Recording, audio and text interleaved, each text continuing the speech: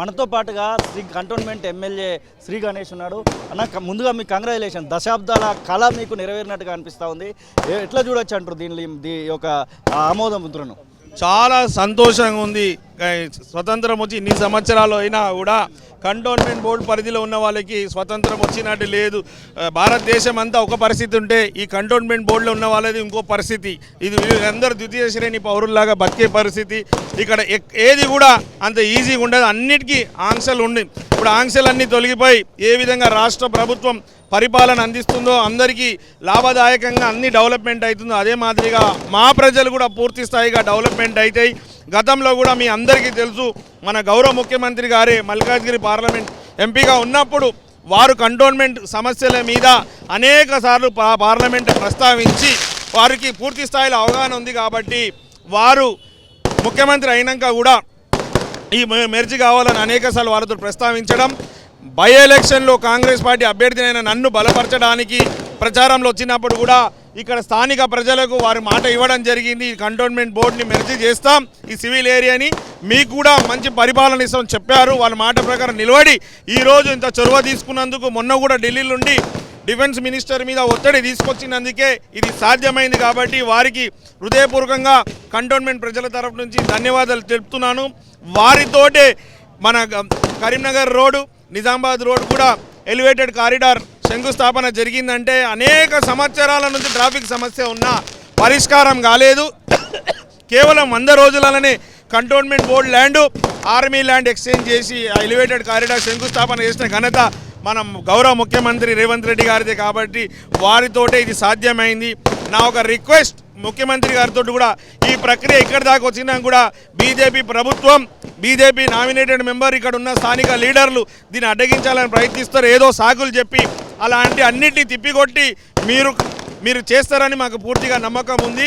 నేను బీజేపీ వాళ్ళకు కూడా విజ్ఞప్తి చేస్తున్నా, ఇప్పటిదాకా చేస్తే సరిపోయింది. ఇప్పుడైనా ప్రజల పక్షంలో నిలబడండి. మీరు నడవడానికి తిరగడానికి ప్రజలు అవకాశం ఇస్తారు. మీరు మళ్ళీ మెర్జర్ని ఆపుకోవడానికి ప్రయత్నిస్తే మీరు ఎమ్మెల్యే అయితే చేస్తానన్నటువంటి పనులలో పెద్ద పని ఇప్పుడు దాదాపుగా ఆమోద ముద్ర అయితే పడింది. ఇంకొక 5-6 నెలల్లో దానికి సంబంధించినటువంటి పూర్తి ప్రక్రియ కూడా జరగనుంది. వచ్చేటువంటి ఎలక్షన్స్ జిహెచ్ఎంసీ పరిధిలో కార్పొరేటర్లు కూడా ఇక్కడ కాబోతున్నటువంటి సందర్భం. శ్రీ గణేష్గా ఇంకా ఎలాంటి కార్యక్రమాలకు ఇక్కడ పూనుకోబోతున్నారు? చాలా బ్రహ్మాండంగా డెవలప్మెంట్ అవుతుంది. ఎందుకంటే ఇప్పుడు అంత కన్ఫ్యూషన్ ఏంటంటే ఇక్కడ బోర్డు మెంబర్సు బోర్డు అనేది చాలా వ్యత్యాసంతో ఇక్కడ డెవలప్మెంట్ కుంటుపడింది. ఇప్పుడు కార్పొరేషన్లో మారితే పూర్తి స్థాయిలో రాష్ట్ర ప్రభుత్వం జిహెచ్ఎంసీ దీని రెస్పాన్సిబిలిటీ తీసుకుంటుంది. కాబట్టి నాకు సులభంగా అన్నీ అందించడానికి అవకాశం ఉంటుంది. ఇప్పుడు ప్రతిదీ కూడా లింకప్ తోటి కూడింది, కోఆర్డినేషన్ తోటి కూడింది. కాబట్టి కష్టమైన పరిస్థితి ఇప్పుడు ఈ మెర్జర్ తోటి అన్ని విధంగా డెవలప్మెంట్ అవుతుంది. నాకు భగవంతునికి ధన్యవాదాలు. ఎందుకంటే నేను ఎమ్మెల్యే అయినాక నా ప్రజలకు ఎంతో చేయాలి, ఎంతో డెవలప్మెంట్ చేయాలన్నా కూడా ఈ బోర్డు ఉంటే మాత్రం అంత సులభంగా అయ్యేది కాదు. మెర్జ్ అయినందుకు ఈజీగా చేయగలుగుతాం. కాబట్టి గౌరవ ముఖ్యమంత్రి గారికి కంటోన్మెంట్ ప్రజల తరఫున మరొకసారి ధన్యవాదాలు. రోడ్లు కూడా చాలా దరిద్రంగా కనబడతా ఉంటాయి, మనం వస్తూ ఉంటే పోతూ ఉంటే. అలాగే ఫ్లైఓవర్స్ కూడా అవసరం ఉన్న సందర్భం ఉంది.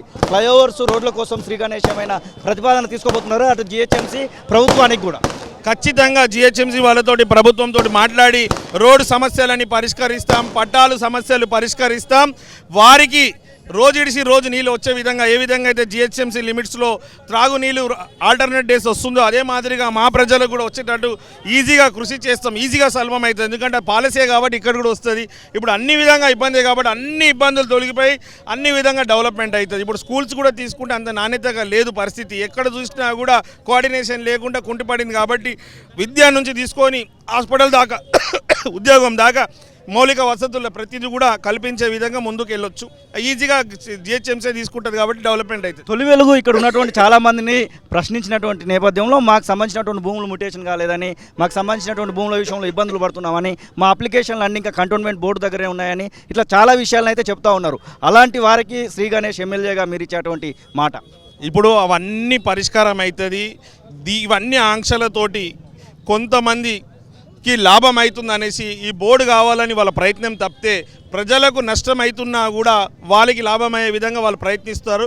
ఇప్పుడు మెర్జ్ అయితే అన్ని సమస్యలు పరిష్కారం అయితే వీళ్ళన్నీ ఈజీగా ఉంటుంది. ఎందుకంటే ఇక్కడ ముఖ్యమైన విషయం నేను చెప్పాలనుకున్నది అందరికీ ఏంటంటే స్టేట్ గవర్నమెంట్లో అఫీషియల్స్ ఎవరైనా పని చేయకుంటే ఉన్న పై అధికారులు మాట్లాడతారు, ఏదైనా చేస్తారు, ట్రాన్స్ఫర్లు ఉంటాయి. ఇక్కడ ఏంటంటే కంటోన్మెంట్ బోర్డులో పనిచేసే అధికారులందరికీ బోర్డులోనే ట్రాన్స్ఫర్ అవుతుంది, వాళ్ళే ట్రాన్స్ఫర్ అవుతుంది. కాబట్టి వేరే ఊరికి పోవాల్సిన లేదు.